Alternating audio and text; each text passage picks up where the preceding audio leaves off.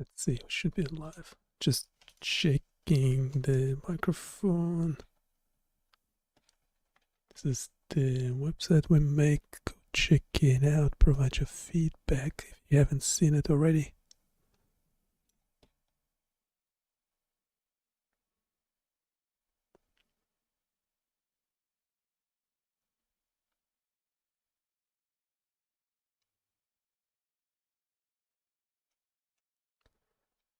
Chat might be delayed by a little bit.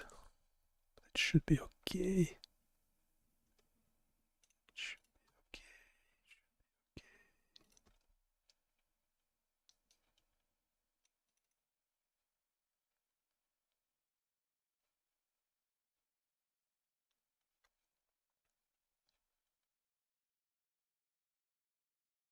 Okay, so we have this new tool on BioniChaos.com. It's called Mic Brain.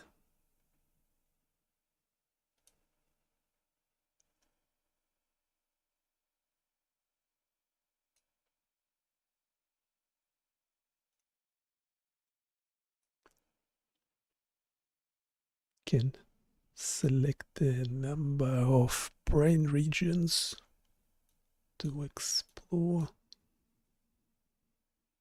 What happened to that one? It's got stuck on purple. Yeah, now it's gone.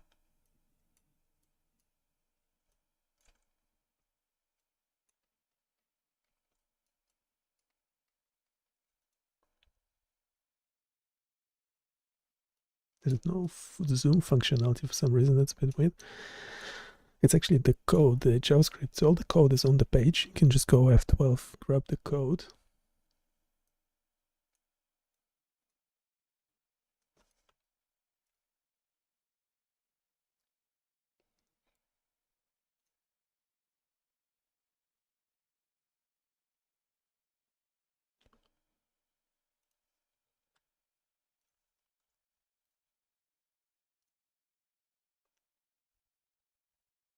Yeah, so let me know if you tried it out and you would like any additional features to it.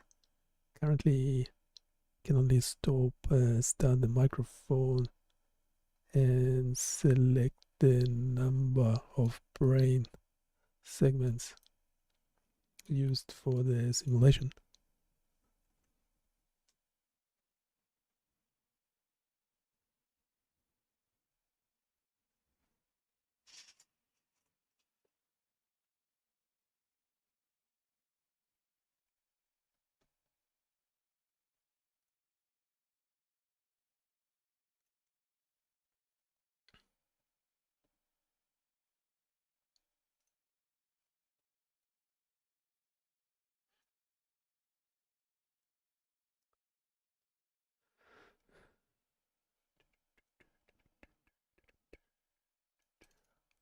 Yeah, currently there's just one thing to notice, that yeah, my voice currently coming onto the stream is filtered. The microphone is filtered, but the tool, the mic brain, has no filtering.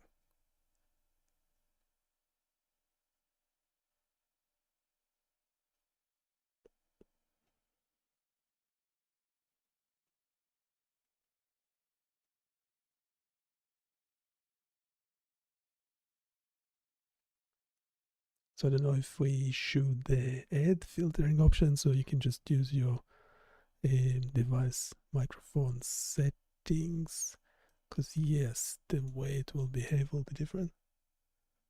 Currently,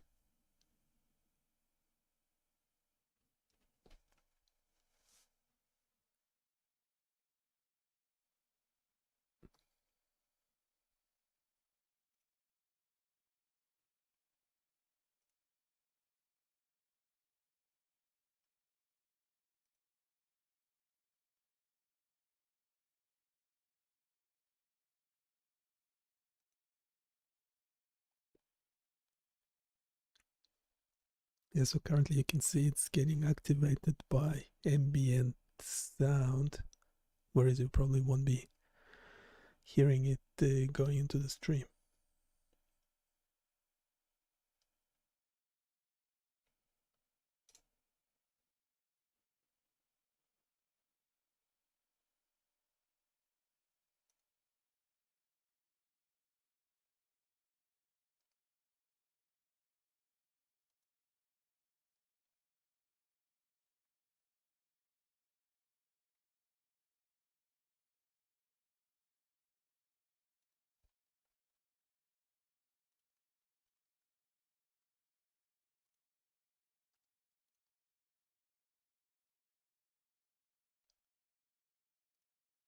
Yeah, so it's currently the second link on the landing page because I think the original webcam heart rate monitoring is actually probably the better tool we made so far. Therefore, that is still first on the list.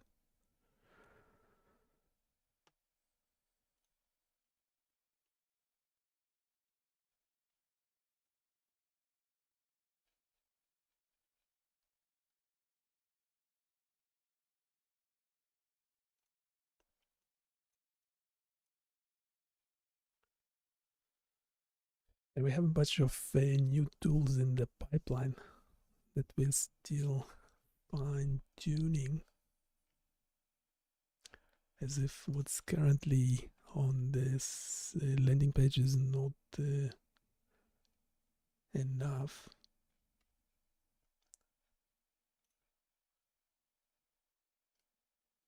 Anyhow, yeah, full disclaimer, we are using AI models to generate most of the content. Whatever, yeah, if you have an opinion on that, pop it in the chat. We will send it to another agent to respond to. Sorry, I'm losing my voice. It's good that we have better voice models that can do the podcasting, broadcasting for us. So we're using Notebook LM. Oops. Yeah, using Notebook LM. Yeah, it's kind of a dense user interface. So, but yeah, essentially we'll be reviewing subscale PEG, minimally invasive BCI solutions. We did a deep research with Notebook LM. It found 20 or so sources. Obviously, we're not going to read any of it. We're going to do generated this infographic. We have a video. We'll download the video. We have audio. Now on Notebook LM, if you play the audio, you can pop it into interactive mode, but it doesn't actually change the content. It just kind of does this weird thing where it just kind of addresses your comment as if you are a participant in the conversation with them, but it would not change the actual audio is preset. So whatever the 20 minutes, something of this audio, which will just download locally. So we would not be using interactive mode in this time. I'll be commenting whatever before and after or during the playback.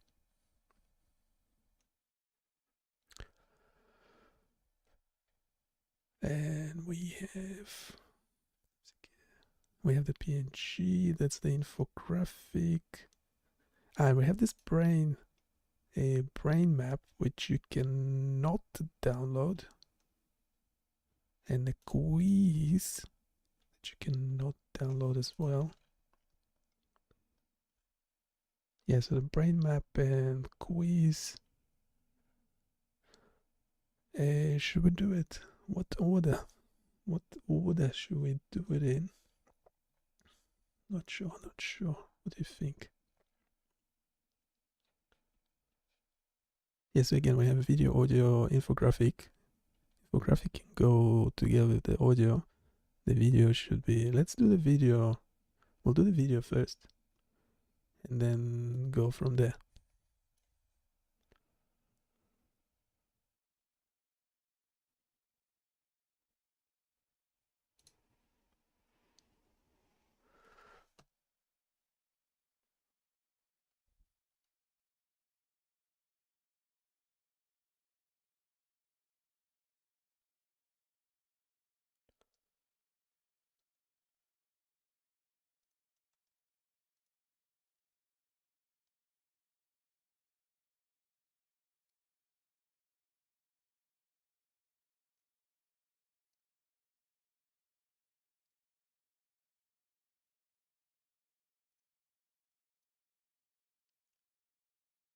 A second, I'll just mute myself and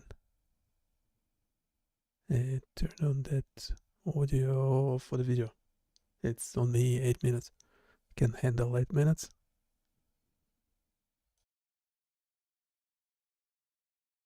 Welcome back to The Explainer. You know, if you are a focused learner who absolutely loves unpacking exactly how cutting-edge technology works, well, you are in exactly the right place. Today, we're unpacking a genuinely fascinating FDA de novo classification document for a breakthrough medical device known as the Minder system. We're going to look at the raw data, the clinical trial results, and the literal nuts and bolts of how this technology was evaluated by regulators. Okay, let's dive into this. The core challenge we are looking at today is this. How do you actually get long-term continuous EEG data, that's brainwave activity, for patients outside of a traditional hospital setting? Specifically, this FDA document is looking at patients aged 18 to 75 with drug-resistant epilepsy who simply can't use or just aren't indicated for more conservative monitoring tools. For decades, getting continuous, objective brainwave data literally meant being tethered to a machine in an epilepsy monitoring unit. To solve this, the FDA had to identify a completely new generic type of device, which they define as a sub-scalp implanted electroencephalogram system for remote patient monitoring. Now, let's be super clear about what this actually means. This is a prescription device that sits right under the scalp. It is absolutely not intended to be implanted into the brain tissue itself. Its sole purpose is to aid physicians in remote assessments by continuously acquiring, transmitting, and storing electrical brain activity. To truly understand how this technology made it through the FDA, here is our roadmap for the explainer today. First, the epilepsy monitoring challenge. Next, we meet the Minder system, followed by the journey of a brainwave. Then, we'll dive into rigorous testing and trials, weighing risks and benefits, and finally, the final FDA verdict. Section 1, the Epilepsy Monitoring Challenge, Current Limitations. So, why go to all the trouble of implanting a device under the scalp in the first place? It really comes down to the glaring limitations of our current standard of care. Traditional monitoring methods heavily rely on patient seizure diaries, but patients can easily miss critical electrographic events, especially if they happen during sleep or if the patient just isn't aware they are happening. As a designated breakthrough device, the Minder system addresses a massive unmet medical need. It bridges the gap between the clinic and the home by providing objective, long-term monitoring for patients who have already failed more conservative options. Section 2, meet the Minder system, device components. Now, what's really interesting about this slide is how it actually works. The system relies on two main physical components that communicate right across the skin barrier. Just look at the physical design of the implant itself on your screen. You can clearly see the telemetry unit and that long electrode lead. This sterile implanted component is designed to record EEG signals using two distinct channels, with each channel supported by two electrodes. And according to the FDA document, this device has an operational life of 3 years, so it's designed to acquire and transmit clinically relevant EEG signals for that entire duration. But here's the catch. The implant has no built-in battery. That's where the external wearable comes in. Positioned right behind the ear, this device actually powers the implant through the skin via an inductive link. It commands the implant to acquire physiological signals, receives that data, processes it, and then uses Bluetooth Low Energy to securely pass the data onward. Section 3, the journey of a brainwave, data flow. So, we have the hardware, but how does the information actually get to the doctor? The data takes a very specific, seamless 4-step journey. Step 1, the implant records the signal from just under the scalp. Step 2, the wearable receives it via that inductive link. Step 3, the wearable sends it via encrypted Bluetooth to a smartphone app. But this isn't just any regular phone. The manufacturer supplies a commercially available Android phone that is completely locked down by a mobile device manager. The user literally cannot install any other apps or use other phone features. This ensures incredibly strict cybersecurity. Finally, step 4, the app uploads all that data to the Minder cloud. This is a secure, web-based application where the physician can log in, view, and analyze the patient's brainwaves. Section 4, rigorous testing and trials, clinical validation. Of course, any device implanted in the human body requires extensive, undeniable proof of safety and effectiveness. The clinical validation study for this was a prospective, open-label, case-controlled study conducted outside the United States. Specifically, 26 patients were implanted with the device across 6 different sites in Australia. Now, the demographics of this adult cohort were actually perfectly balanced, which is exactly what you want to see for a broad understanding of safety. Out of the 26 patients, there were 13 males and 13 females, with an average age of 45 years old. What's particularly important here is looking at who these patients were clinically. 68% of them, that's 17 patients, were considered resistant to anti-epileptic drugs, meaning they had already failed 2 or more medications. This reinforces that the device is being tested on the specific, hard-to-treat population it's genuinely intended to help. Ultimately, the study found that the device provided stable, long-term EEG recordings that were comparable in signal quality to traditional scalp electrodes. And this brilliantly illustrates that before the device ever touched a human patient, it had to survive an absolute gauntlet of bench testing. The electronic assemblies underwent power burn-in testing to simulate a 10-year operational life, far exceeding its 3-year labeled life. They tested it for immunity to mechanical impacts, subjected it to atmospheric pressure changes to simulate air travel, and even tested its hermeticity to ensure body fluids absolutely could not infiltrate the implant case. Section 5. Weighing risks and benefits. Balancing outcomes. Despite all this testing, we know all medical interventions carry inherent risks that the FDA has to carefully weigh. So the crucial point is this major limitation. The device is MR unsafe. This means that patients with the implant absolutely cannot undergo an MRI scan. If a patient ever needs an MRI, the device has to be surgically explanted first. The strong magnetic fields in an MRI environment could cause excessive heating at the implant site or even cause the internal magnets to physically move, leading to serious injury. The FDA has to balance this out. On the benefit side, you have unprecedented, long-term, continuous, objective home EEG data for a population that desperately needs it. On the risk side, being MRI unsafe means patients might face delayed diagnoses or altered treatment plans for other medical conditions that typically require MRI scans. There are also standard procedural risks to consider. In the 26-patient trial, 1 patient did actually experience an infection at the implant site at their 4-week follow-up, though it's worth noting this was successfully treated with antibiotics without ever needing to remove the device. Section 6, the final FDA verdict, regulatory decision. After looking at all the bench data, the clinical trial results, and the risk mitigation strategies, we finally reached the verdict. First, the FDA mandates specific labeling to manage expectations. The device is not an AI doctor. The regulatory document makes it explicitly clear that the medical use of the acquired data must be performed under the direction and interpretation of a licensed medical professional. The device itself provides 0 diagnostic conclusions. Let's move to and see how this builds to their ultimate conclusion. The FDA determined that the probable benefits of this remote monitoring tool far outweigh the probable risks when proper labeling and testing controls are applied. So they granted the de novo request, classifying it as a Class 2 prescription-only device. To ensure continued safety, it is subject to rigorous special controls which mandate ongoing biocompatibility testing, electromagnetic compatibility, and strict software validation standards. We've unpacked the engineering, the trials, and the regulatory logic of this amazing breakthrough device. But I want to leave you with a much bigger thought to ponder. If we can now securely and safely stream continuous brainwave data from a patient's home directly to their doctor, how will breaking out of the hospital monitoring unit fundamentally reshape how we understand and treat the brain in the future? Thank you so much for learning with us today on this explainer. Keep analyzing, keep asking questions, and I'll catch you in the next one.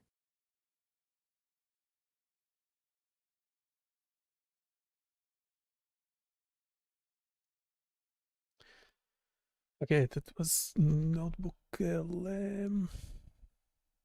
I did the deep research itself, so I didn't actually prompt it. Just give it the general topics. So there you go.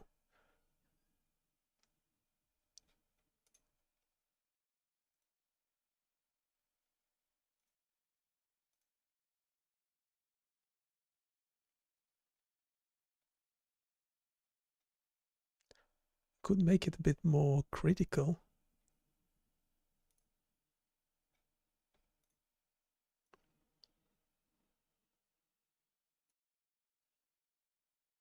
Okay, so.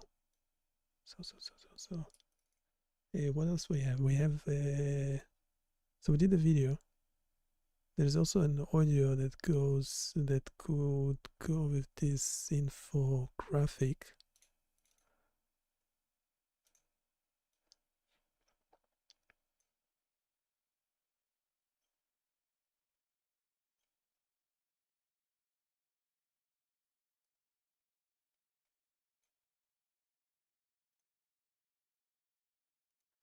Eventually, everything we do goes on to BioniChaos.com, so go check it out. Provide your feedback. Hopefully, it's mostly interactive web simulations, so nothing static.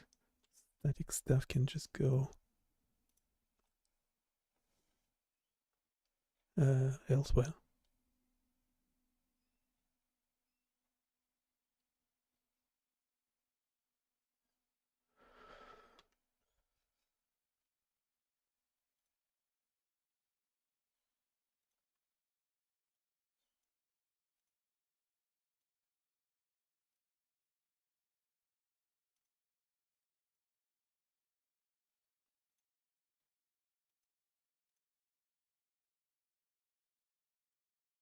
Okay, we'll do another 23 minutes. 23 minutes. Don't know, we'll see if this infographic makes sense to go with the audio, or we'll look at the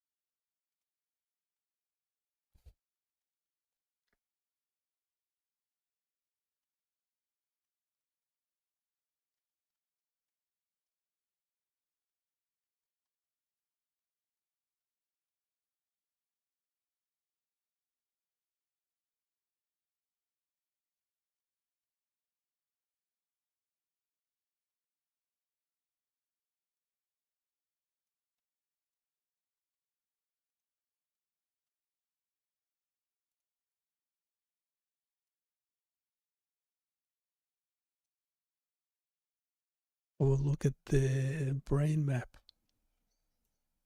Those brain maps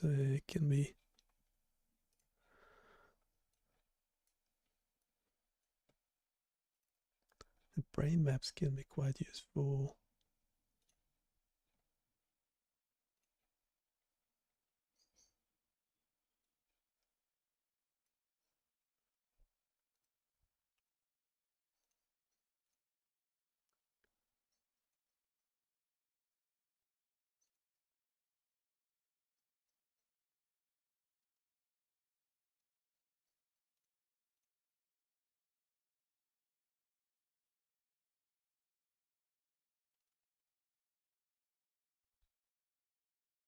Usually when we talk about looking inside the human body, there's there's this expectation of clean, absolute precision. Right, like a perfect medical scan. Exactly. You break an arm, the X-ray shows that jagged white line, and the doctor just points and says, there it is. Yeah. But when you try to apply that same expectation to the electrical activity of the human brain, that clean medical metaphor just completely falls apart. Completely falls apart because the brain is, arguably the most fiercely guarded fortress in human biology. Yeah, literally locked in a vault. Exactly. We're dealing with this incredibly delicate electrical system that is locked inside a thick protective bone vault, which is the skull.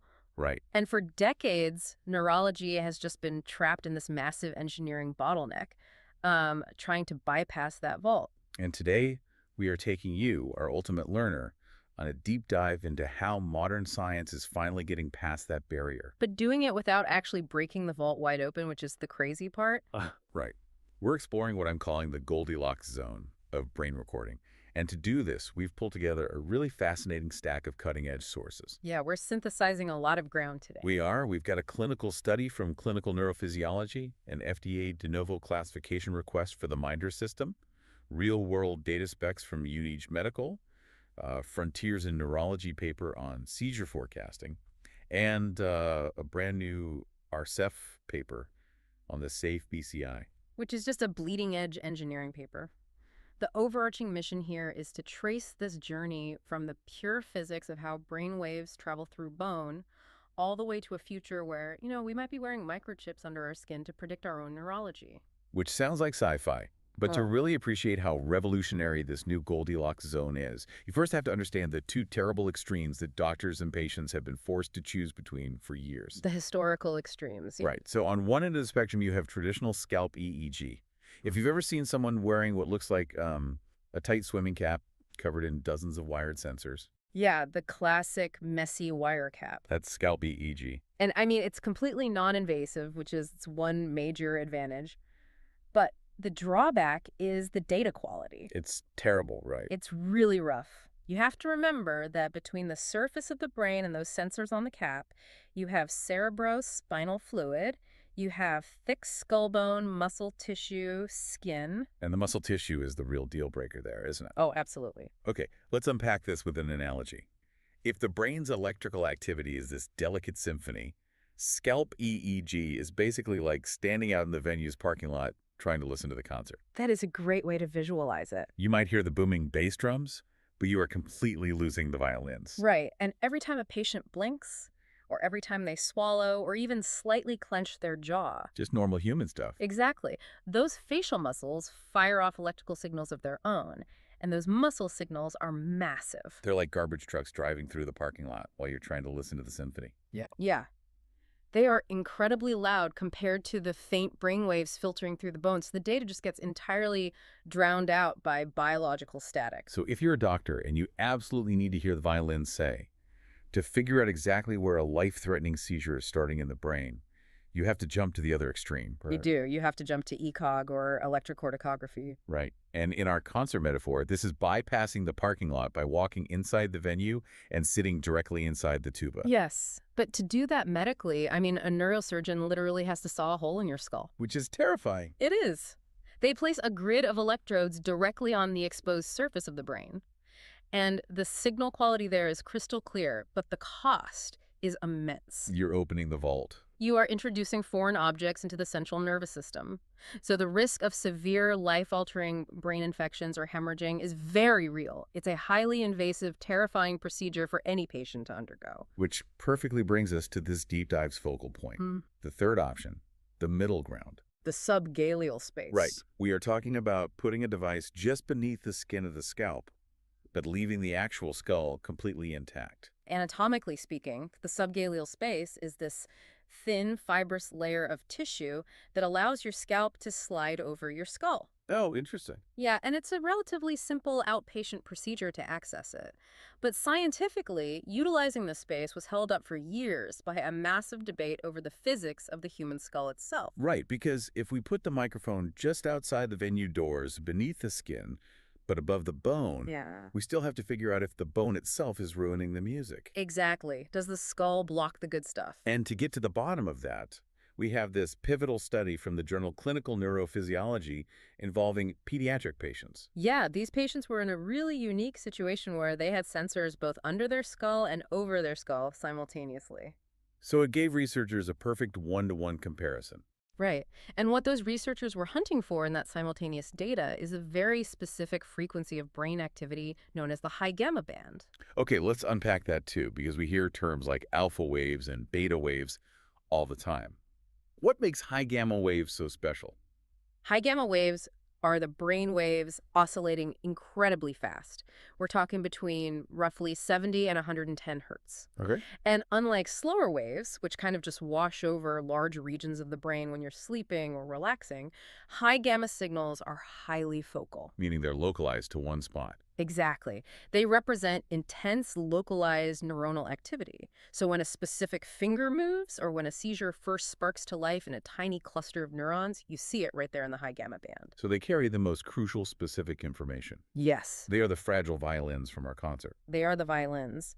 But for a long time, the prevailing fear in neurology was that the skull acted as something called a low-pass filter.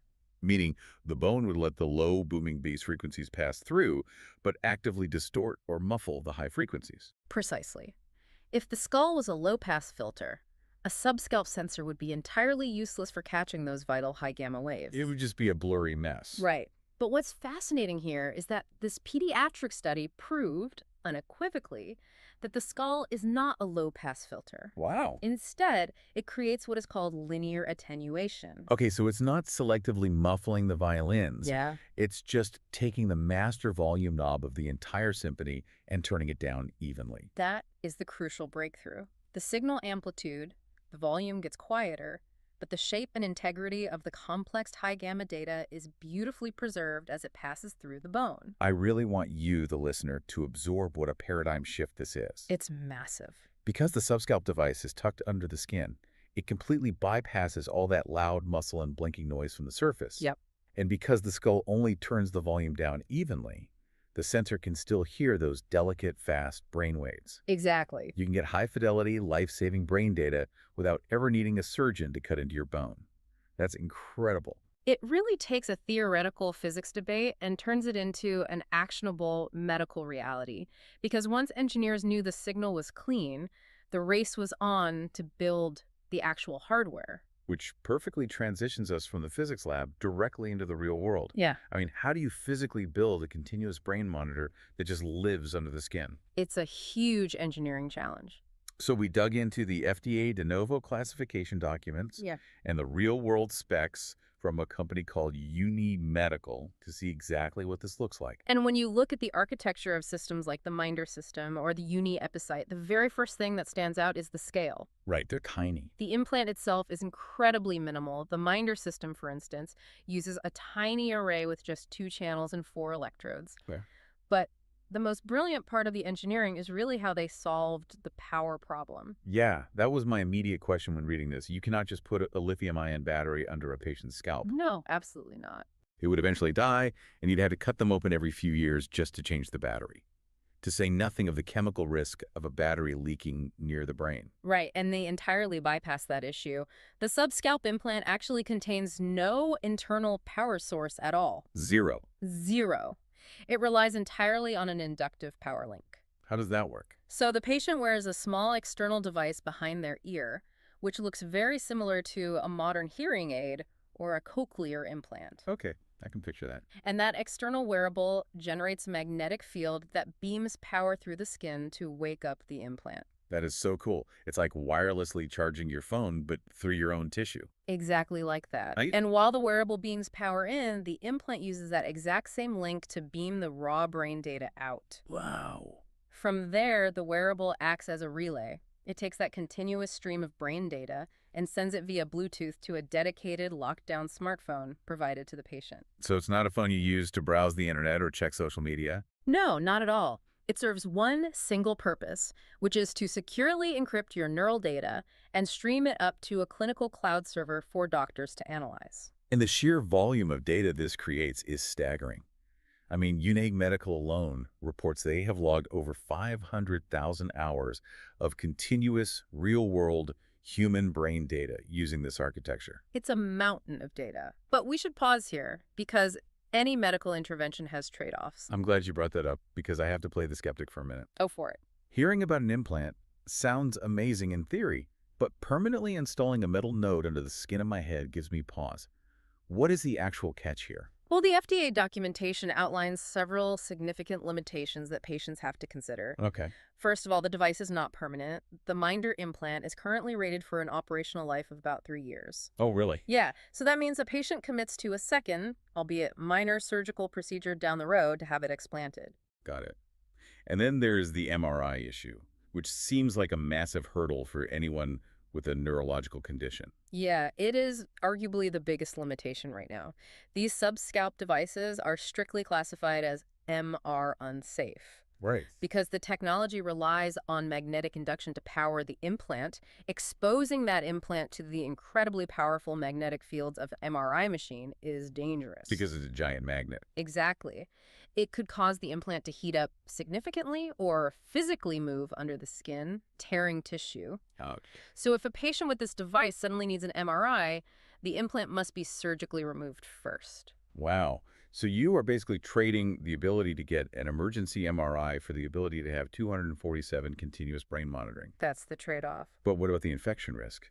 Routing a wire under the scalp still seems like an invitation for bacteria. The clinical trial data actually offers a fascinating, almost ironic answer to that. Yeah, in the 26-patient clinical trial validating the Minder system, there was only one severe infection reported, but it didn't originate from the surgical implant itself. Where did it come from? The infection occurred because a clinician rubbed the patient's scalp too aggressively with an abrasive paste while prepping them for a traditional surface EEG. Wait, really? So the decades-old technology caused the infection, while the futuristic subscalp implant was completely well tolerated? Exactly. It highlights how robust the subgaleal space actually is at healing and protecting itself once the tiny incision is closed. That is wild. Okay, so we have established that the physics allow for clear signals and the hardware can safely sit under the skin, streaming thousands of hours of data to a cloud. Yep. But that raises a fundamental clinical question. Why does a doctor actually need 247 data in the first place? Why isn't checking once a month enough? To understand that, we have to look at the massive flaw in how we currently treat conditions like epilepsy. Right now, the standard of care relies heavily on something called a seizure diary. A diary. Yeah. Neurologists ask patients to write down every time they have a seizure, and then they prescribe powerful, life-altering medications based on that self-reported diary. But human memory is notoriously flawed. Yeah. Especially when you are recovering from a major neurological event. Exactly. And more importantly, you can't report what you don't know happened. That is the critical issue. Many patients suffer from subclinical seizures. They might have a significant electrical storm in their brain while they are sleeping. Oh, wow. Right. They wake up feeling exhausted or foggy, but they have absolutely no idea they had a seizure. So doctors are trying to calibrate complex treatments based on data that is wildly inaccurate. And this is where the deep dive takes a massive turn. This brings us to that groundbreaking study published in Frontiers in Neurology. Yeah, this is where it gets really exciting. Because when you give a machine learning algorithm access to continuous, high-fidelity 247 brain data, you stop just logging seizures that already happened, and you unlock the ability to forecast them before they strike. If we connect this to the bigger picture, the researchers in this study looked at a patient who had suffered 134 seizures over a 6-month period. That is so many. It is. They took all of the continuous data from the patient's subscalp device and trained an algorithm to look for what we call epileptiform activity. Let's define that for a second. Epileptiform activity isn't a full-blown seizure, right? It's more like the neurological sparking that happens before a fire fully catches. Exactly. It is abnormal electrical discharging that hints a brain network is becoming unstable. And when the machine learning model zoomed out and analyzed months of the sparking, it didn't just find random noise. What did it find? It discovered hidden multi-day rhythms deep within the patient's brain. This blew my mind. It uncovered an 18-day cycle and a completely separate 29-day cycle of this epileptiform activity. Consider how profound that is. The patient's brain was operating on a month-long calendar that they had no conscious awareness of. We're used to the circadian rhythm, the 24-hour cycle of waking and sleeping that we can actively feel. Right. But this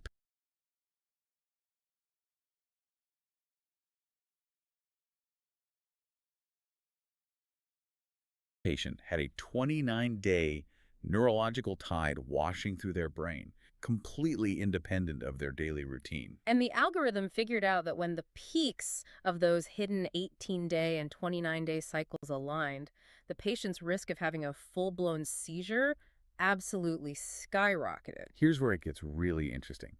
It is literally a weather app for your brain. It really is. It tracks the invisible high and low pressure systems to tell you when a storm is forming. And the results were astonishing. In predictive modeling, accuracy is often measured by something called an AUC score, the area under the curve. Basically a grading scale for clairvoyance, right?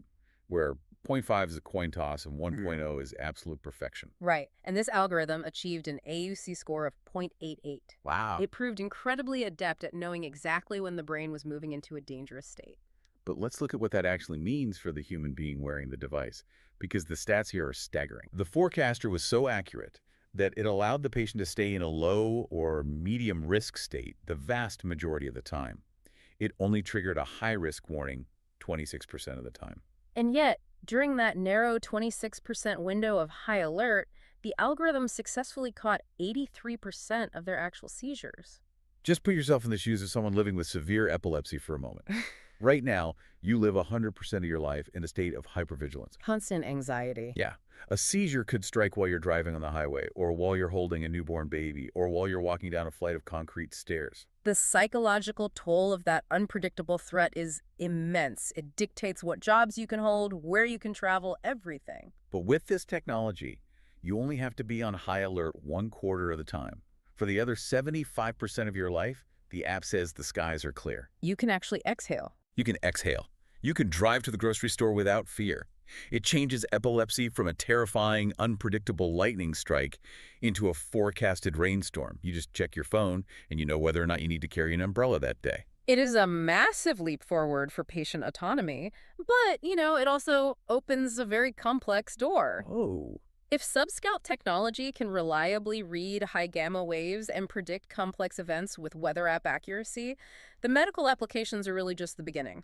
Which perfectly sets up our final source for today. This is the brand new RCSEF paper detailing something called the SAFE system. Yes. SAFE stands for Set and Forget EG.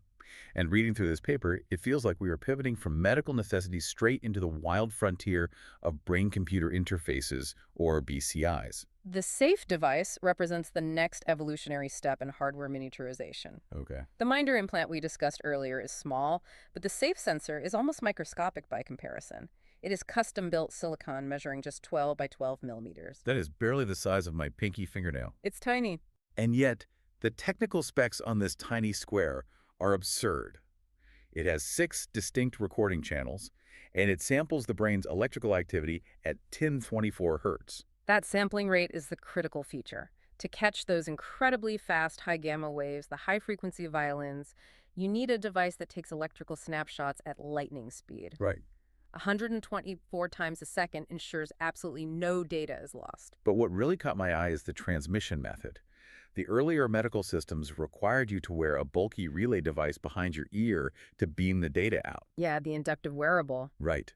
But the SAFE chip transmits directly using Bluetooth Low Energy. And it has already been validated in animal models, specifically sheep.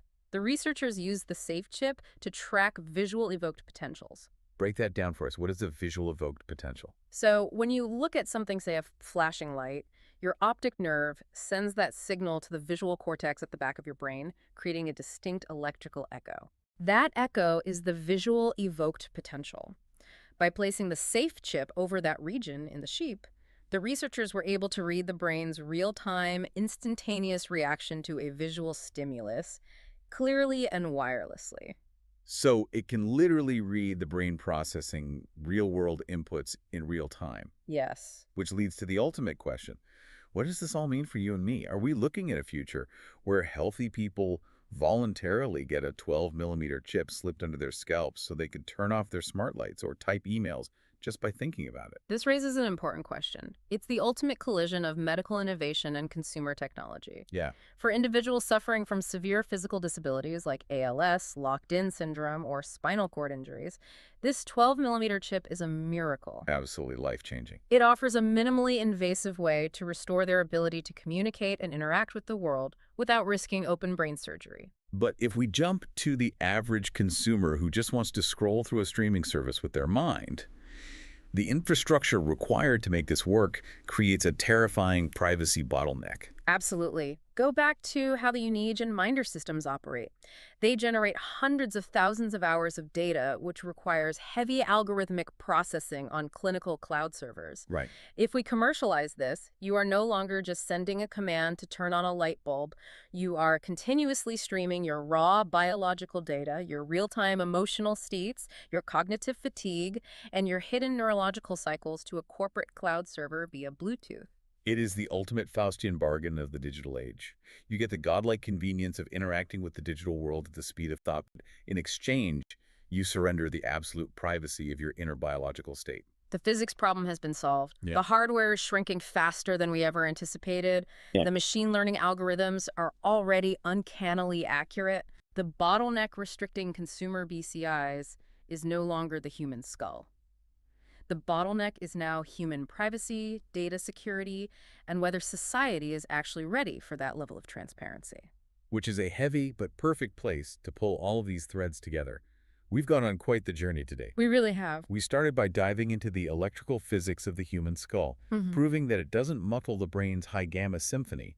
It merely turns down the volume, a phenomenon known as linear attenuation. From there, we examine the engineering marvels of the Minder and Unige systems, demonstrating how inductive power allows a battery-free implant to safely beam out continuous brain data despite the significant trade-off of losing MRI compatibility. We saw how feeding that data into machine learning transforms symptom logging into true neurological forecasting, giving epilepsy patients their freedom back by finding those hidden 18-day and 29-day cycles. Yeah. And finally, we looked at the 12mm safe BCI chip, peering into a rapidly approaching future where our thoughts could interface directly with the devices around us via Bluetooth.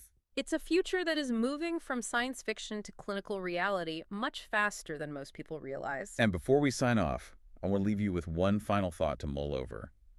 Today, we learned that the human brain operates on massive, multi-week electrical cycles.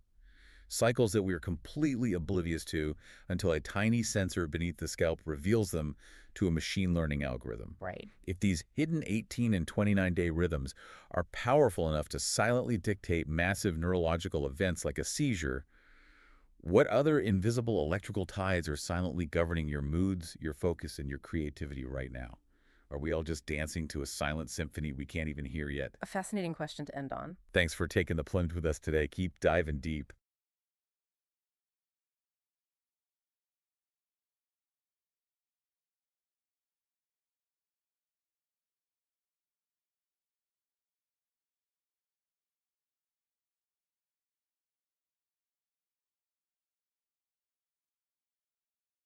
Okay, everything we do is eventually on BioniChaos.com. Go check it out. Provide your feedback. Let me know if you have any questions.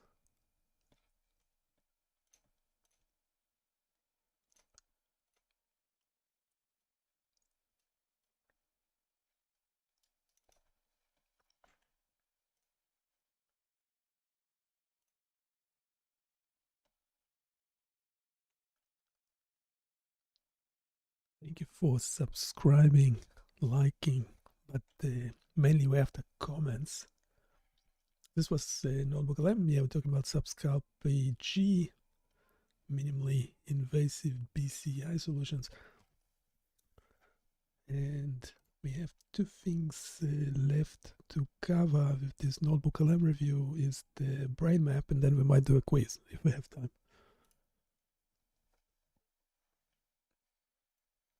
So the brain maps are quite handy.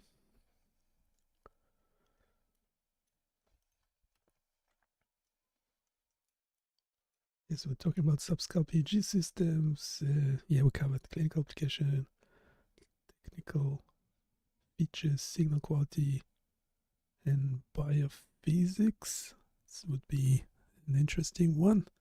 Safety and regulatory, yeah, we don't go there.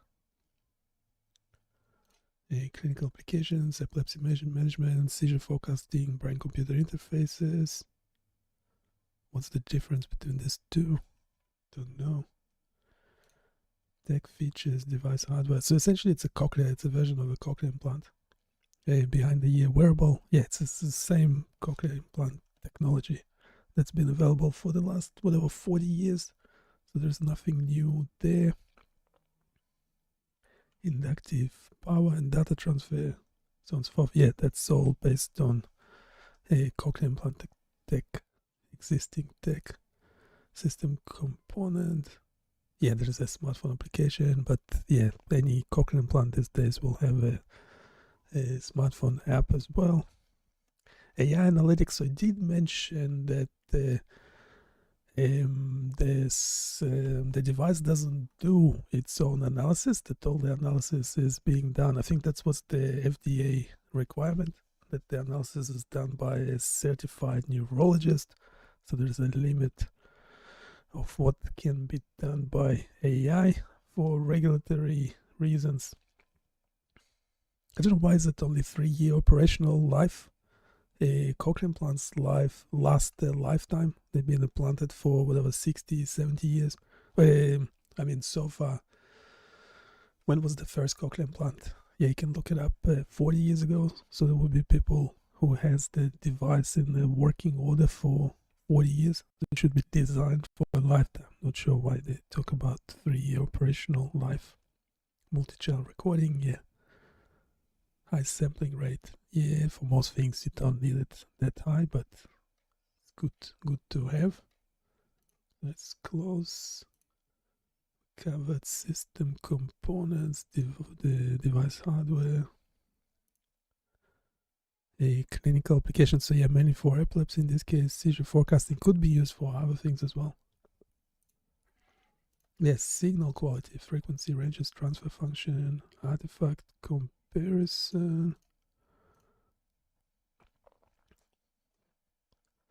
So yeah, so the review was talking about that. Yeah, generally the skull is considered to filter the signal in a specific way, and that used to be considered a problem.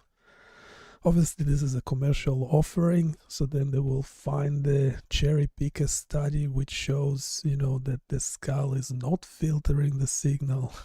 You know how it works. Let me know if you want me to elaborate on that.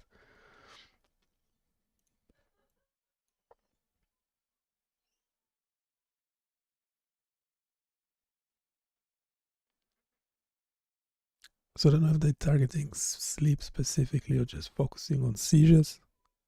Assume just, like focus on one thing, get one thing right. Because sleep studies will be a whole different kind of thing. Linear signal attenuation, minimal frequency distortion, lack of skull filtering. Yeah, again, found one study that contradicts like previous studies. Yeah, the skull will be doing something to the signal. There's a reason why it get better. Obviously, the closer you are to the target neurons, the better your signal to noise ratio is. A low line noise interface. Not sure about that. Susceptible to muscle EMG. Yeah, so yeah, that the ray is sitting over muscles of the face. Humans have muscles going all the way, like halfway up the head. So these muscles will be causing quite a bit of artifact, I would imagine. Yeah, so that was, I think we kind of covered the brain map quite extensively. How many levels? It's going up to one. Well, essentially, that's not level, that's the general thing, but 1, 2, 3, 3 levels. I don't know if you can get a 4-level or 5-level brain maps with a notebook. I'm not sure.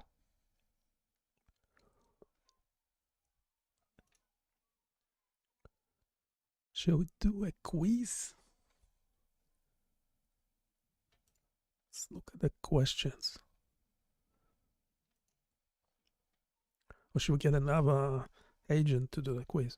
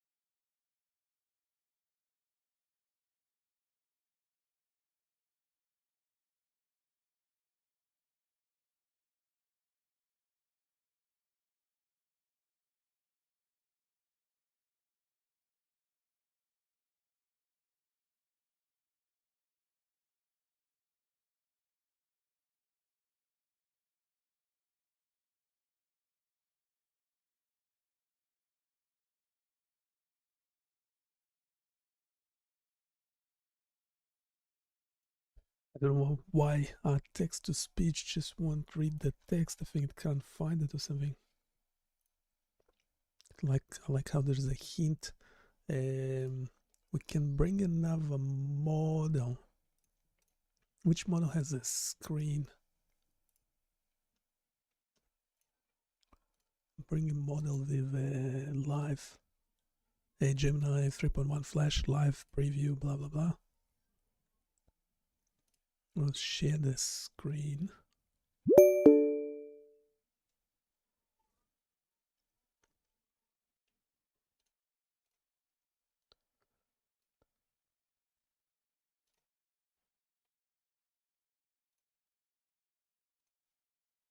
Hey, can you read the question and the answers? Sure thing. The question is, according to the study by Olson et al., which model best describes the transfer function of high gamma, 70 to 110 hertz, signals passing from the cortex to the subgaleal space? The options are, do you know which one you'd go with?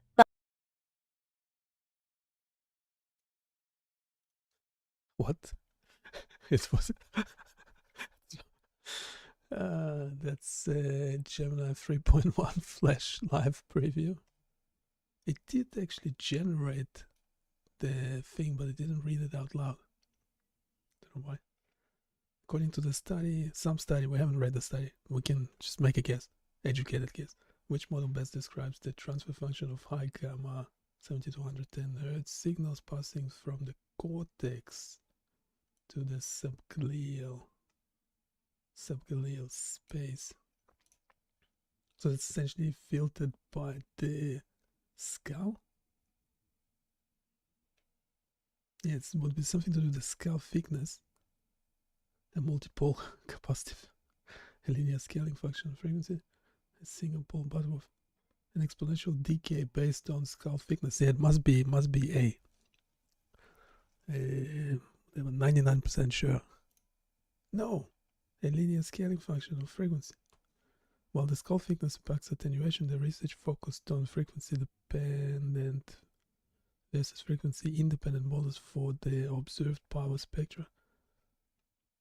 Wait, so is that the study that showed? Is that the study that showed that the skull filtering is not a problem or something? Because then I'm wondering if it's actually like representative.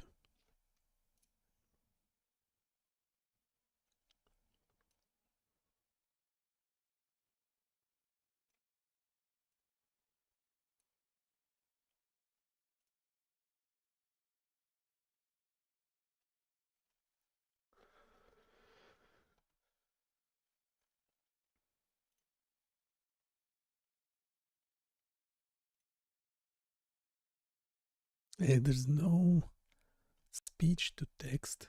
It's a bit annoying.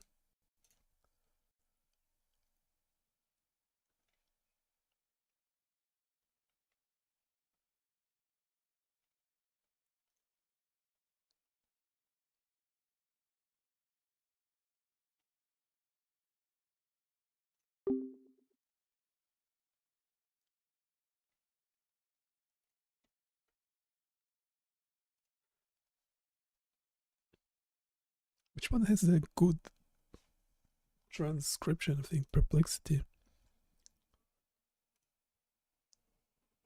So the study by Olson et al. Essentially, is it the one that showed no minimal effect of the skull? If so, how representative it is? Is it just is it potentially just cherry picking results? What do you think?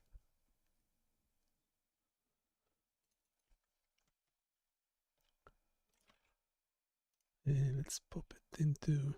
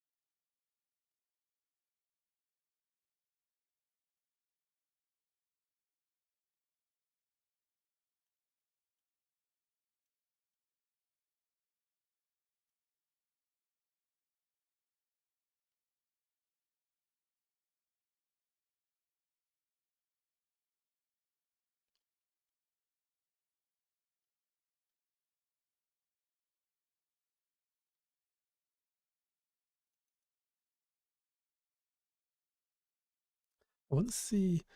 Yeah, we can read it ourselves. Well, obviously, I started reading it, but kind of makes. If we close which. If we did a short. No, let's do a video.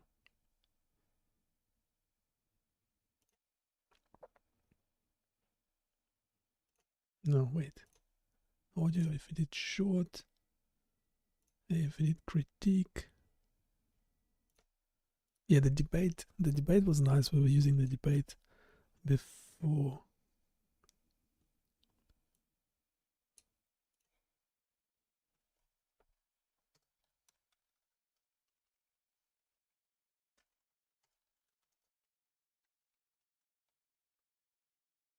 Yeah, we'll do a short critique audio.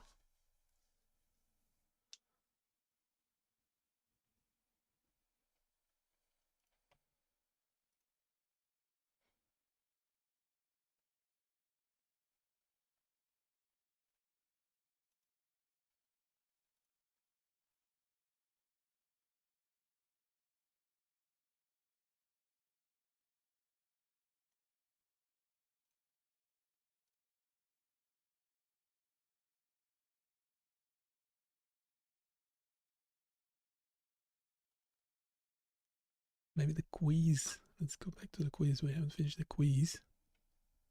Just did the first question.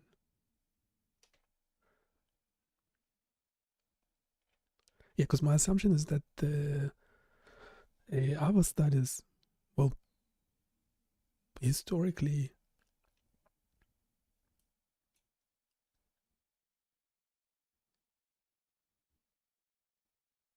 yeah, we haven't read the specific paper, but the A would be accurate in general, not specific to that paper. That yes, that there is an exponential decay based on skull thickness. That essentially the skull is attenuating the signal and potentially distorting it, which this study showed otherwise. But the FDA classification for the minor system was the defined operational life for the subscalp implant. So I don't know why it's not longer, but yeah, I think they mentioned 3 years. The device is founded to acquire, transmit, and store clinically relevant EEG signal for this specific duration before replacement or removal should be discussed. It's interesting. It's an interesting choice considering a cochlear implant is obviously designed to last a lifetime. Which anatomical space is utilized for the placement of electrodes in the minor and AP side system to achieve minimal invasive EEG recording? Subscalp, subcutaneous. Next, what is the primary clinical indication for the minor system according to the FDA and the NOVA classification? Automated diagnostic, no, because yeah, they said you need a clinician certified neurologist. Treatment of epilepsy, no, it's not a treatment device, it's a diagnostic device. Remote monitoring of patients with drug-resistant epilepsy, and no, it's not related to stroke, so it must be C. That's correct. Regarding safety and medical imaging, how is the minor implant labeled in an MR environment? It's MR unsafe, yeah, because the thing will probably like fly out of your head or something if you put the patient in the MRI.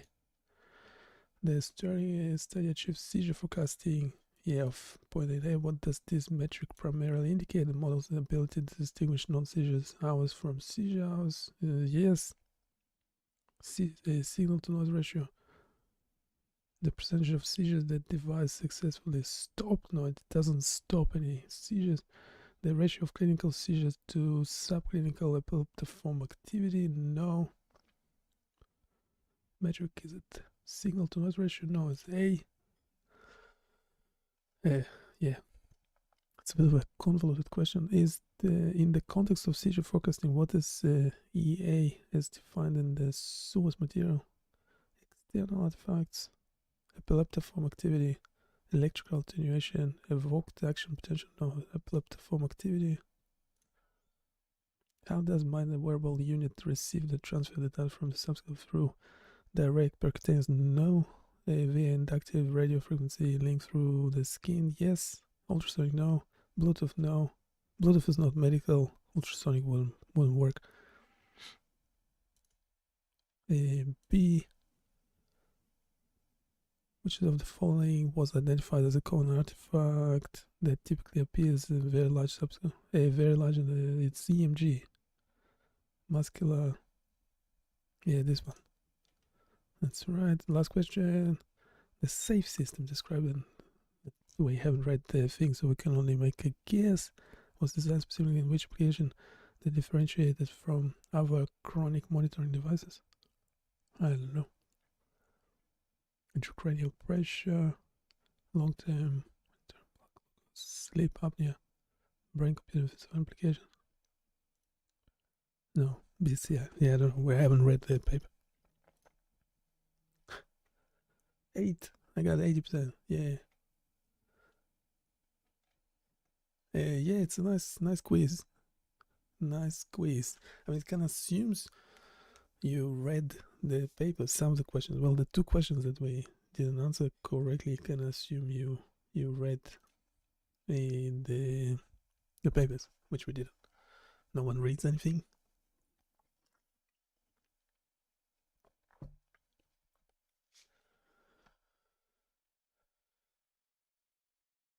Did I mention there's a human in the loop so you can ask questions? Still generating audio.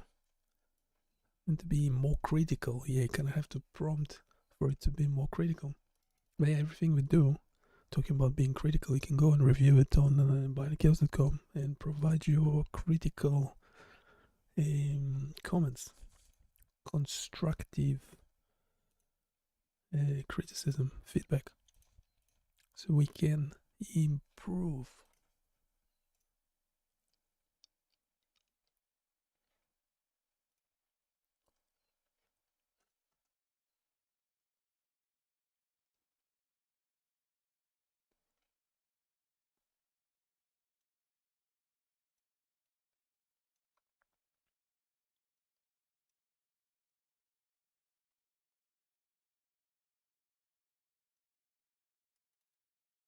Okay, so we covered the quiz, the brain map, we had the infographic, the long audio, the video. The video was finally like extracting the problem with these videos, the copyright issue that it's extracting some images from papers and things, but it's not specifying where it took the image from. So that's a bit of a problem. Notebook LM have to fix that. One of the Gemini models that Notebook LM is using. And we have another what? So why that silly title? Because the study was right. No, okay, now I understand. Yeah, it was a study in. Yep.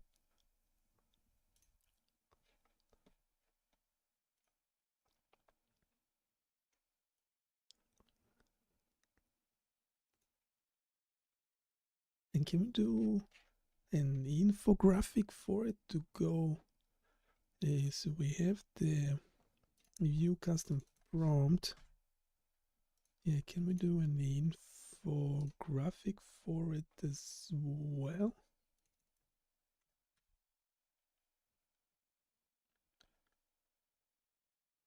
So to see how quickly it generates that.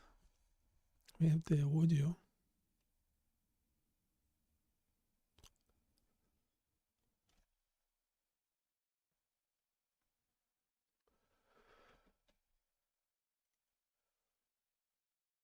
Now it takes some time.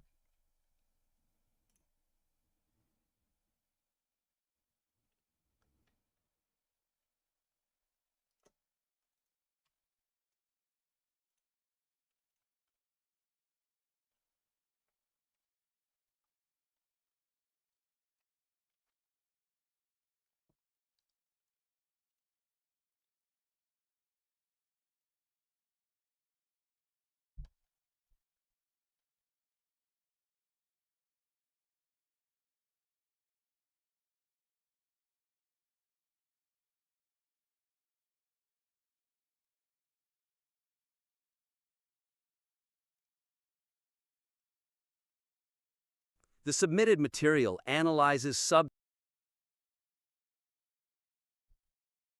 Yeah, I'll do that in a sec. It's only 4 minutes. But still could be useful to have a infographic, to have some visuals to go with it. Would be nice.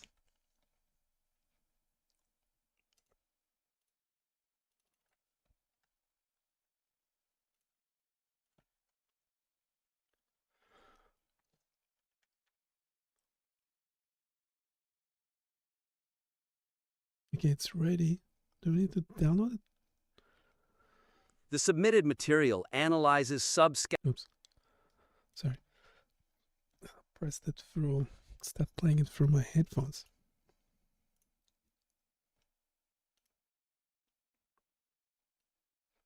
Okay, we'll download the infographic. Okay.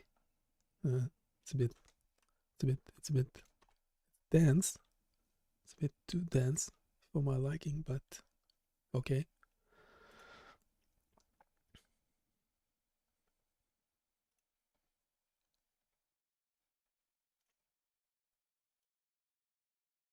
The submitted material analyzes subscalp EEG signal fidelity, primarily using the Olson et al. Study to argue that the skull linearly attenuates high gamma signals without frequency distortion. Yeah, and it's a really strong piece overall. It is, and as I understand it from the notes, the argument here is that the skull acts merely as a simple volume conductor. Right, exactly. But, if we're testing the robustness of that, the assertion that the skull exhibits strictly linear, non-frequency dependent filtering relies on a highly specific demographic that may not generalize broadly. Okay, so there's the study by Olson et al. Essentially, is it the one that showed minimal effect of the skull? Yes, that's the one. Right, so if so, how representative is it really? Or is it potentially just cherry-picking results? What do you think? I mean, that is the core weakness here. The material treats the Olson study's findings as this universal baseline, completely overlooking the critical detail that the data is derived from exactly 3 pediatric subjects. Wait, really? Just 3? Just 3. Ages 5, 11, and 11. Oh, wow. Yeah, and, children's skull thickness and their conductivity differ significantly from adults. So how do they fix that? Well, the suggestion is to address this demographic limitation directly. So the argument doesn't appear selective or, like you said, cherry-picked to support the linear attenuation theory. Got it. Any concrete examples on how to do that? Sure. They could just add a qualifying paragraph referencing the Wendell et al. Modeling study, which indicates subdermal signals are just easier to obtain in youth. Ah, I see. And then contrast that by briefly acknowledging studies like Duin-Henriksen, which actually found preferential high-frequency attenuation in different cohorts. That makes sense. But could the evidence also support a different conclusion, like age-related filtering? It absolutely could. And that's why acknowledging it is so important. Because if we ignore that, the spatial and temporal assumptions underlying the study's signal comparison introduce confounding variables that soften the definitive tone of the core argument. Okay, so building on those demographic limits we just talked about. Exactly. The weakness here is that the submission accepts the study's premise of spatial interchangeability, comparing different cortical locations over long time averages. Which I'm guessing hides some of the nuances. Completely. It obscures crucial time-variant, activity-dependent high gamma changes. It's like judging a movie by averaging the colors of every frame. You get a general hue but miss the action. That is a perfect way to describe it. So my suggestion is to strengthen the robustness of the analysis by explicitly acknowledging how time averaging and spatial variations inherently limit the linear attenuation model. Is the connection between spatial averaging and signal fidelity fully established in the material, or is that an area to potentially bolster? It definitely needs to be bolstered with some concrete examples. Like they should clarify in the text that the study's linear scale factor actually varied among ECOG pairs due to local variations. Like what kind of variations? Things like underlying blood vessels or just differences in skull thickness. And they also need to point out that time average spectra massively underrepresent the instantaneous high gamma power. Right, which is crucial for real-time BCI decoding. Exactly. You need that instantaneous power, not just the smoothed out average. Okay, so to recap our actionable areas for this critique. First, the author needs to adjust the claims to explicitly account for the pediatric demographic limitations. Yep. And second, address the methodological gaps in spatial and temporal averaging. Exactly. We'd warmly invite the listener to implement these structural improvements and, submit your revised work back in for another critique. It's fine. It's actually did a review as if it was like doing a peer review for the paper. That's kind of not what we asked for, but okay. But yeah, essentially the two, obviously the companies that make subscalp implant that sit essentially between the skin and the skull will love any results, any paper that suggests that the skull is not attenuating the signal, it's not distorting the signal. So obviously they will love that kind of stuff because it kind of fits the purpose, the rhetoric for the implant, for the device placement, for their device placement. I don't know how the bot got scalp so badly. Yeah, the locations of those, that the icon there is not great. Yeah, subscalp meant to be, yeah, it's all over the shop.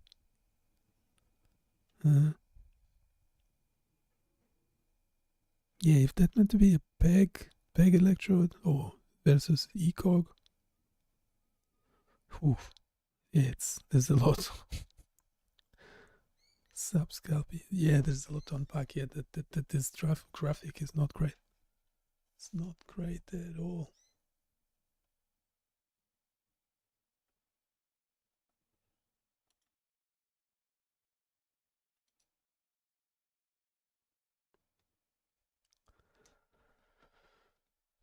And the critical review, yeah, was not. I don't know why it decided to go for.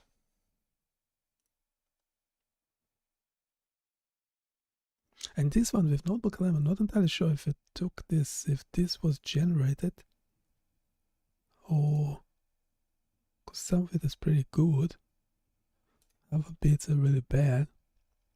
I mean, it will only get better.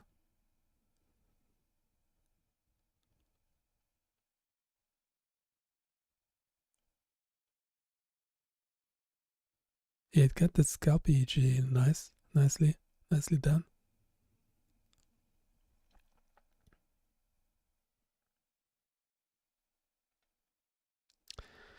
Yeah, it's a bit painful to look at.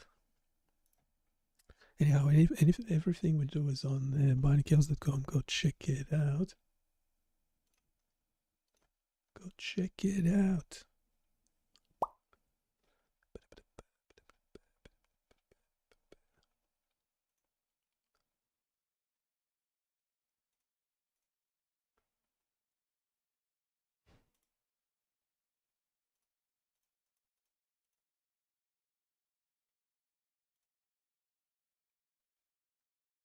Yeah, we did the quiz. We did a bunch of audio overview. We did the brain map. The brain map was good.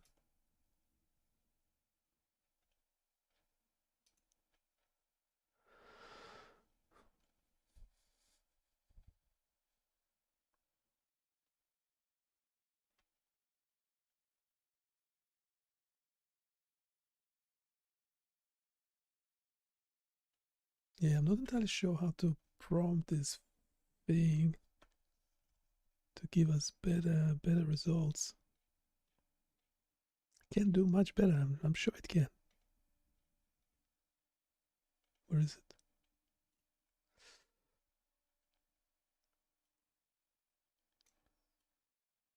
it? Signal quality. I don't know if we.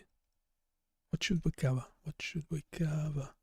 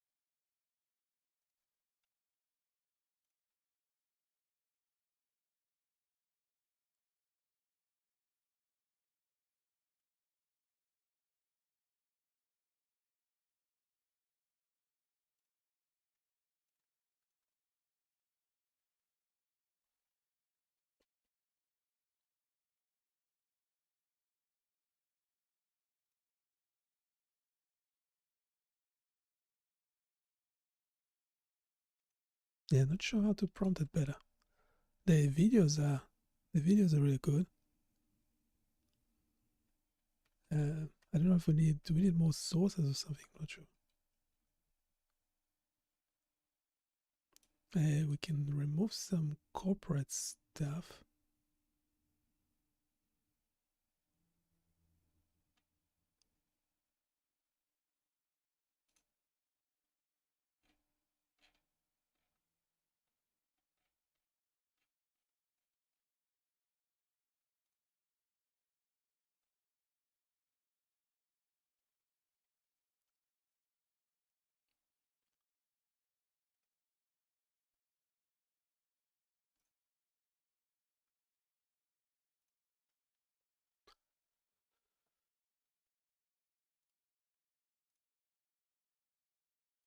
Yeah, we can do something like how corporate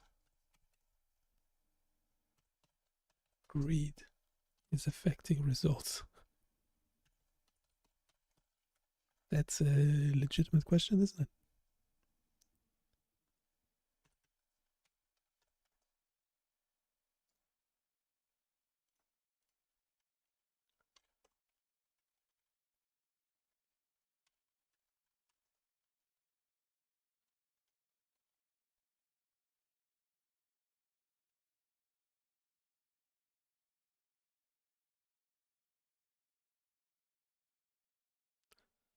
Wow, yeah, that's some. It has its own pointers. A contrast patient safety risk with the sponsor's push for device adoption. It's a good one.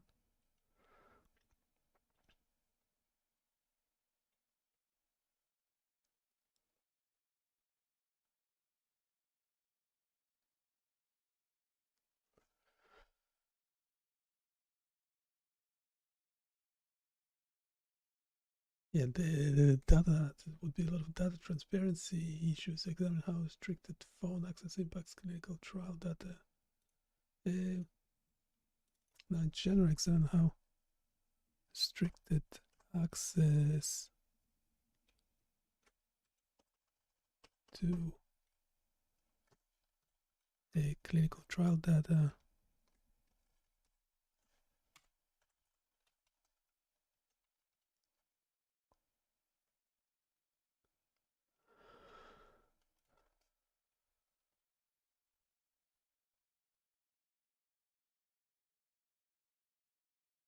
Wow, some serious questions.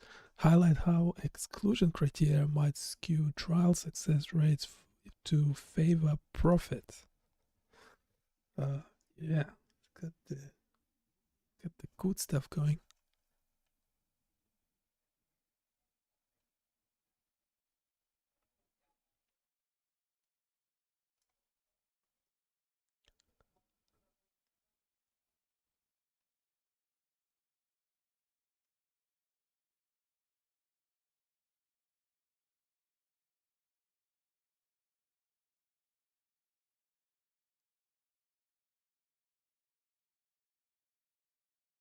I'm not sure if it's only using the existing sources. I'm not sure how is it gonna.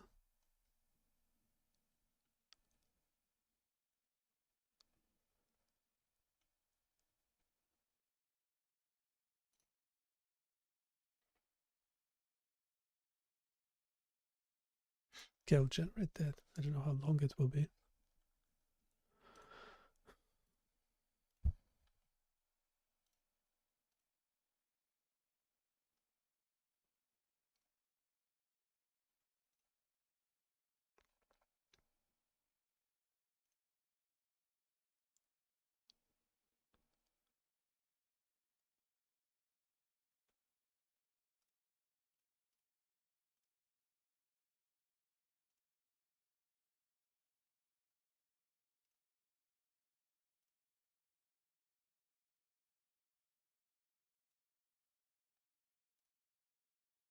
Did I mention we have this new tool which maps your microphone onto this model of the brain? So you have like frequency mapped to which region will get activated. And then you have the intensity of the color there will be affected by the volume of the sound in that particular frequency. So, yeah. How good is that?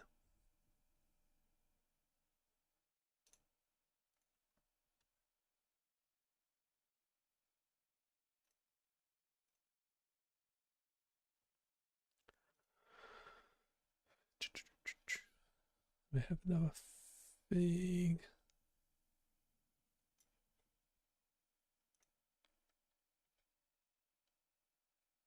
See how long that takes to generate something in Notebook LM. It's quite generous on the quotas. It doesn't limit us even when we're using the free version.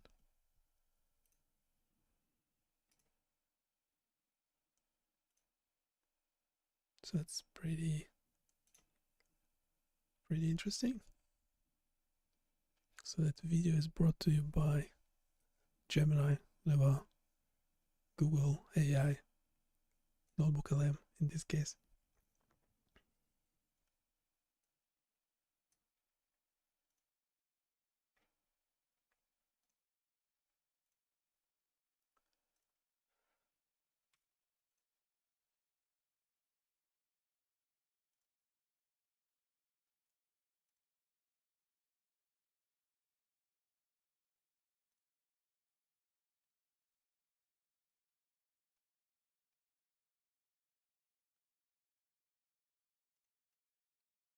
Yeah, there's a human in the loop if you have any questions. Everything we do eventually goes on to BioniChaos.com. So go check it out. Check it out. Check it out.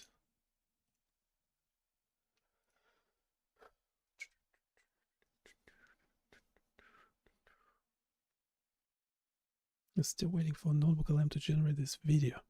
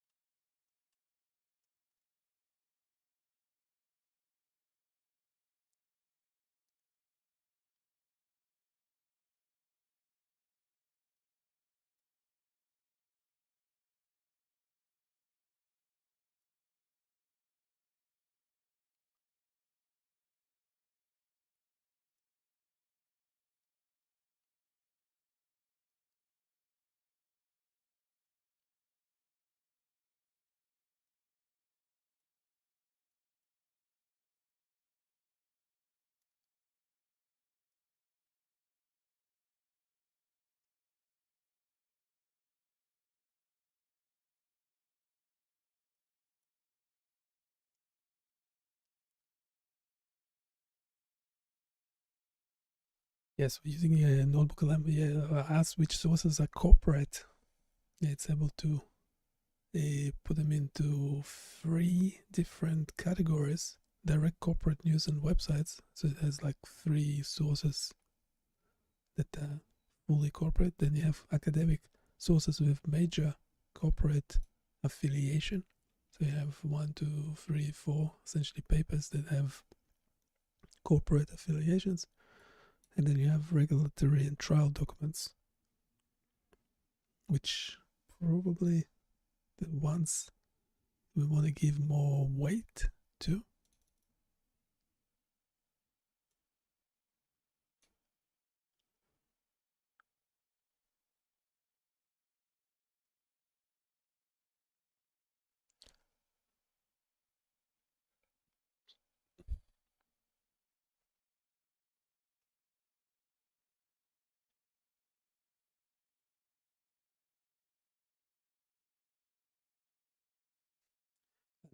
Any academic sources without corporate funding? It's an interesting question. It can drive research by itself, do a good literature review. Actually, it can be much better than what humans do, because you could potentially reduce the bias, and it's much quicker.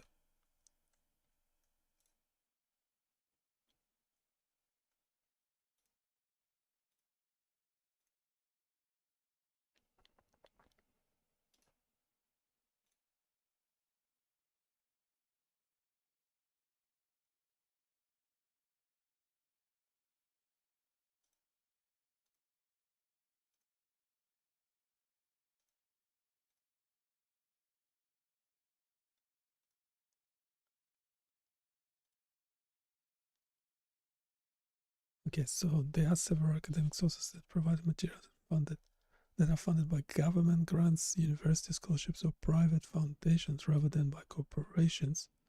That's the Olson et al. 2016. It was funded by NIH, the National Institute of Health, and the National Science Foundation.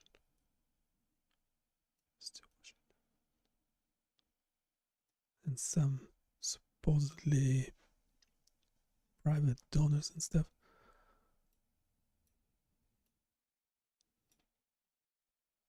There's another study.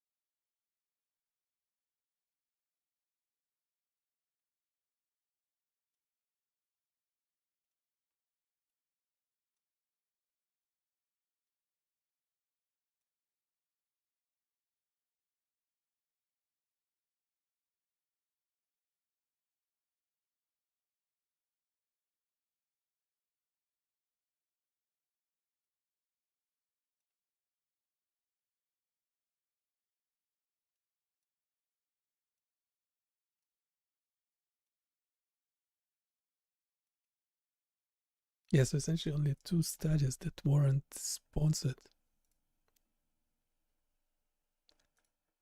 by corporations.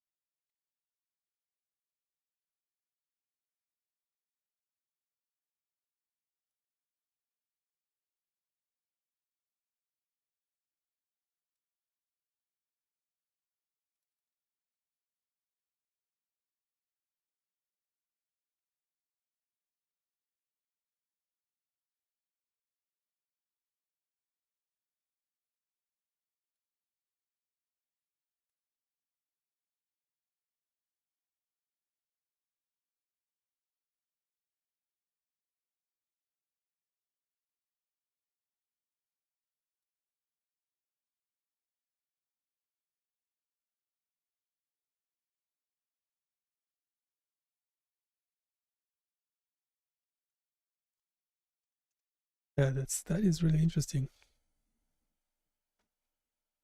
What is it called anyway?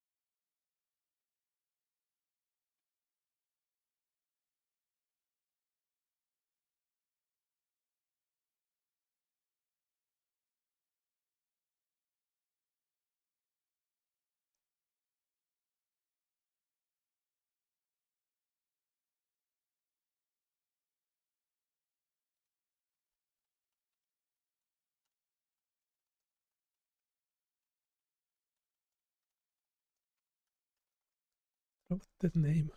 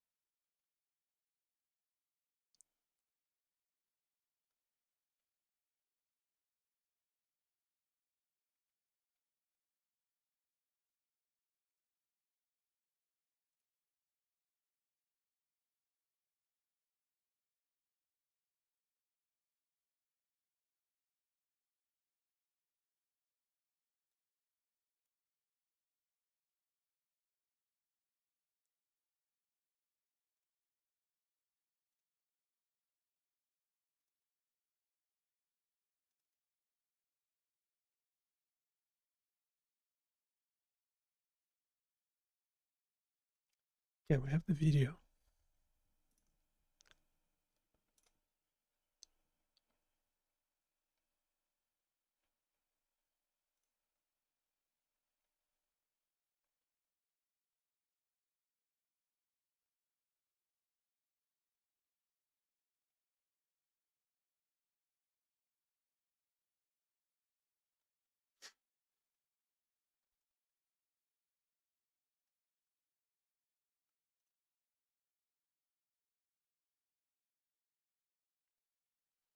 Still downloading. How big is it? That's only, yeah, 30 megabytes. That's manageable.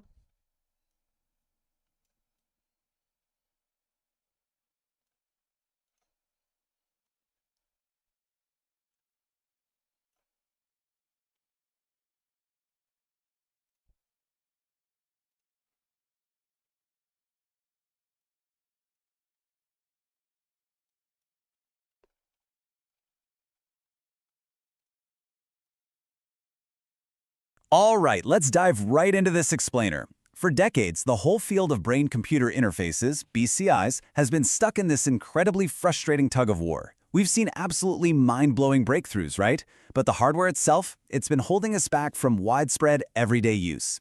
So today, we're unpacking the clinical data behind a totally new generation of devices. They're calling it the Goldilocks solution. And we're going to see how we're finally finding that perfect, minimally invasive way to bridge the gap between our brains and external tech. So, the big question. How do we monitor the brain 24/7 without actually opening up the skull? This gets straight to the heart of a massive dilemma in modern neurology. We desperately need continuous brain data, but honestly, our current tools are deeply flawed. Think about conditions like epilepsy, where seizures happen completely unpredictably, or stroke rehab, where we need to track motor recovery day by day. Relying on patients to accurately remember and jot down their symptoms in a diary? It's notoriously unreliable. We literally need a way to listen to the brain's electrical signals, 24 hours a day, 7 days a week, out in the real world. Section 1. The Brain Monitoring Dilemma. To really grasp why this new tech is such a breakthrough, you've got to look at the frustrating extremes we've been stuck with. On one hand, you have scalp EEG. You know, those sweaty, itchy hospital caps covered in wires. Sure, they're not invasive, but the signal is super muffled by your skull and skin. And on the flip side, EKG and endovascular arrays. These give us that gold standard pristine data, but they require literally drilling into the skull or threading wires through delicate blood vessels. That brings massive risks, like hemorrhage. So basically, we're forced to choose between bad data or actual brain surgery. Section 2. Enter subscalp EEG. This is where it gets really exciting. Recent trials using sheet models showed an absolute breakthrough. Researchers found that these PEG electrodes, which sit just partially embedded in the bone, or even just slipped right under the skin, can achieve a signal-to-noise ratio that actually approaches those highly invasive ECOG implants. In plain English, we're getting the ultra-clear, high-definition data of a deep brain implant, but with just a fraction of the surgical risk. It's the ultimate sweet spot. Moving on to Section 3, how the technology works. Take a look at the sheer scale of the newly FDA de novo cleared Minder implant shown here. It's wild. This thin, flexible device is easily tunneled right under the scalp in a quick, same-day procedure. It's got this flat telemetry unit and an electrode lead that just stretches across the skull. And because the whole thing is completely under the skin, there are 0 wires poking out. That effectively eliminates all those nasty infection risks you get with open ports. To get it in place, surgeons use specific templates to perfectly position the implant so it rests securely in a tiny recess. Once it's healed up, the device is completely invisible under the hair. You wouldn't even know it's there. Then, to power it and actually collect the data, the patient just wears a discrete little component right behind the ear. That wearable wirelessly transmits power and receives real-time EEG data straight through the intact skin using a magnetic coil. From there, it beams the whole shebang to a lockdown smartphone in the patient's pocket. Section 4, clinical impact and risks. So in a recent clinical trial for the Minder system, a staggering 88% of patients had clinically relevant findings identified. We're talking about revealing frequent seizures that patients didn't even know they were having. This hidden 24/7 monitoring is absolutely a game changer compared to those unreliable patient diaries. But hey, we really need to view these numbers critically. Clinical trials often use super strict exclusion criteria, frequently leaving out patients with severe psychiatric disorders or complex comorbidities. So while these results look incredible on paper and are absolutely driving the push for device adoption and corporate profit, they represent a highly selected, idealized patient population. That means they might not accurately reflect the real-world success rates when the device hits the broader market, which is something we always have to watch out for when study results might be skewed to favor profit. Still, the crucial takeaway here is that established clinical platforms like UNIG and Epiminder are proving that continuous longitudinal data collection is a reality right now. In fact, the Epiminder device recently secured FDA de novo clearance with an operational life of 3 whole years. That officially moves this tech out of experimental research and straight into standard clinical workflows. However, we have to look objectively at a very severe clinical constraint.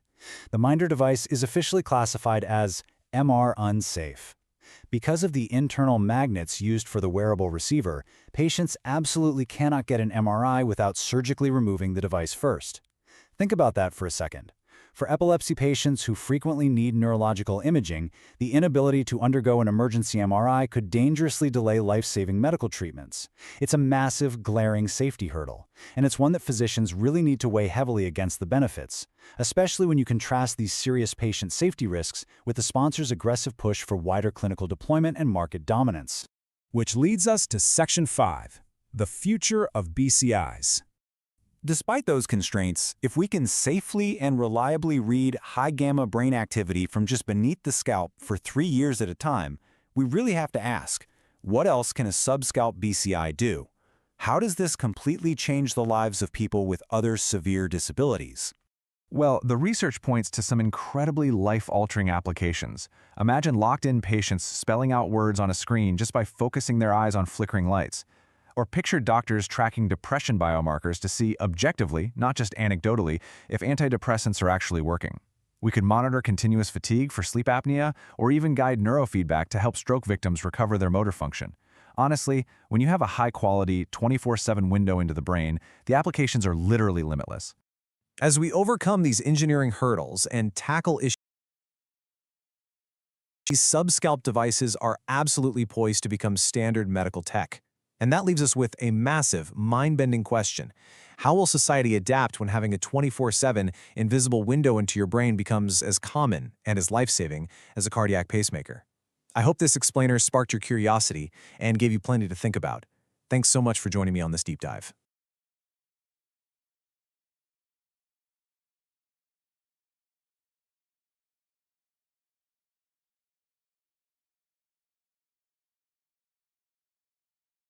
All right, let's dive right into this explainer.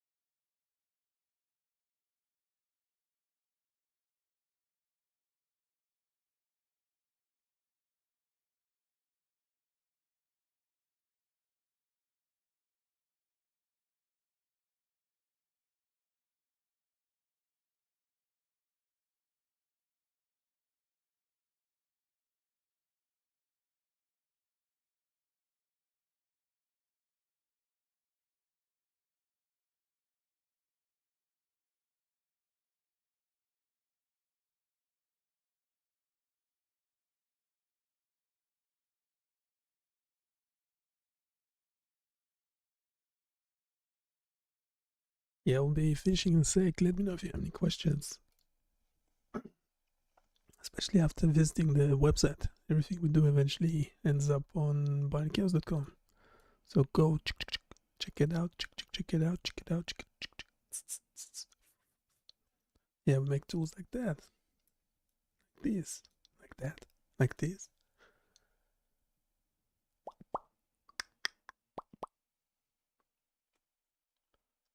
And prosthetic arm simulations, many more.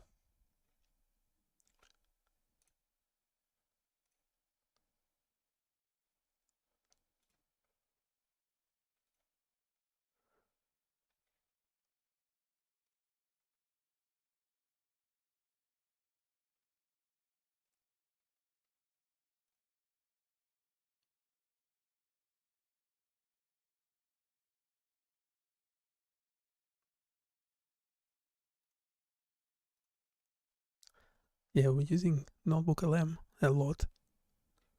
I don't think it can addressed.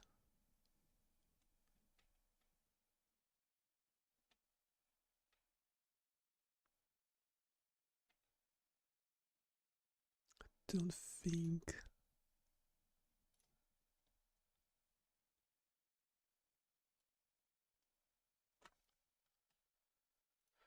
I think we need deep research.